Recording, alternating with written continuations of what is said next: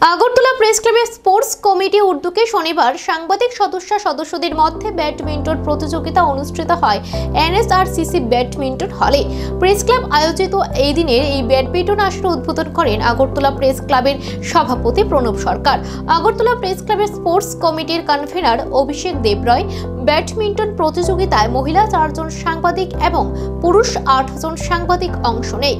মহিলা সাংবাদিকদের মধ্যে সিঙ্গেলস চ্যাম্পিয়ন হয় স্বরূপা নাহা, রানার্স শতাব্দী দেবনাথ এবং তৃতীয় স্থান পায় তাপসী রায়। মহিলা ডাবলসে চ্যাম্পিয়ন হয় শতাব্দী দেবনাথ ও তাপসী রায়ের জুটি।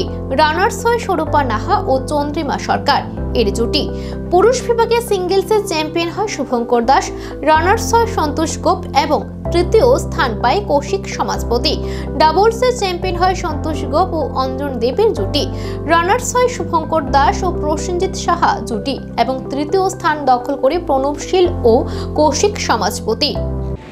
আমার অত্যন্ত স্নেহের প্রেস ক্লাবের জয়েন্ট সেক্রেটারি রুন্টি, সুপ্রভাত, মিহির, সন্তোষ সহ যারা রয়েছেন, প্রেস ক্লাবের যে খেলাধুলা যে হচ্ছে কন্টিনিউ, এটা আমাদের রুন্টি মানে অভিষেক দেয়, এটা পরিত চালায় এবং সফলতার সাথে বেশ কয়েক বছর চালিয়ে আসছে।